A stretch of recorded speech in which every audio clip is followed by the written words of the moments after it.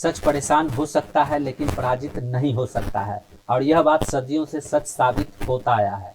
जब भी किसी के द्वारा कोई बड़ा काम किया जाता है तो उस काम में विघ्न डालने वाले कई लोग इकट्ठा हो जाते हैं। और ऑनपैसिव के साथ भी ऐसा ही कुछ हुआ है। ऑनपैसिव के सीईओ मिस्टर एस मुफारे ने गरीबों की मदद के लिए जब ऑनपैसिव को बनाया, उन गरीबों को जब सीईओ मिस्टर एस मुफारे ने ऑनपैसिव में फाउंडर बनाया तो इससे कई लोग परेशान होने लगे, क्योंकि ऑनपैसिव में 14 लाख से अधिक फाउंडर जुड़े हुए हैं और उनमें से ज़्यादातर फाउंडर गरीब ही हैं। जिसे सीईओ मिस्टर एस मुफारे ने अमीर बनाना चाहा, जिसे सीईओ मिस्टर एस मुफारे ने पहचान दिलाना चाहा, तो कुछ लोगों को यह बात रास नहीं आई और उन लोगों ने ऑनपैसिव को धोखा दे दिया। लेकिन धोखा देने वाले उन लोगों की पहचान हो गई है और सीईओ मिस्टर एस मुफारे ने उन लोगों को बाहर निकाल दिया है। अब कई लोगों के मन में एक सवाल उत्पन्न हो रहा होगा कि धोखा मिलने के बाद क्या सीईओ मिस्टर एस मुफारे अपने उस मुकाम को हासिल कर पाएंगे जिसे उन्होंने तय किया था। तो आज के इस वीडियो में हम इसी टॉपिक के ऊपर बात करने वाले हैं। नमस्कार दोस्तों, मेरा नाम है मंटन शर्मा।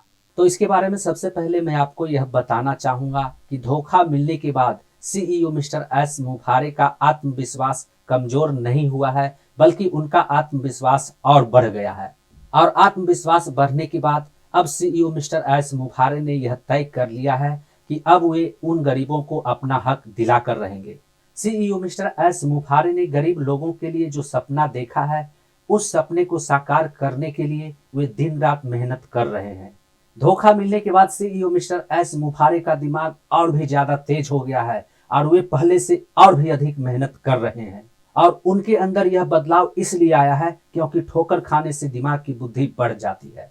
वहीं सीईओ मिस्टर एस मुफारे के अंदर यह बदलाव आने के बाद देखने वाले लोग आश्चर्यचकित हो रहे हैं, देखने वाले लोग हैरान हो रहे हैं। और यह बात साबित तब हुआ जब सीईओ मिस्टर एस मुफारे ने वेबसाइट डिलीट होने के बाद उसे अपने दम पर रिकवर कर लिया और रिकवर करने के बाद उसमें मौजूद डेटा को सुरक्षित रख लिया।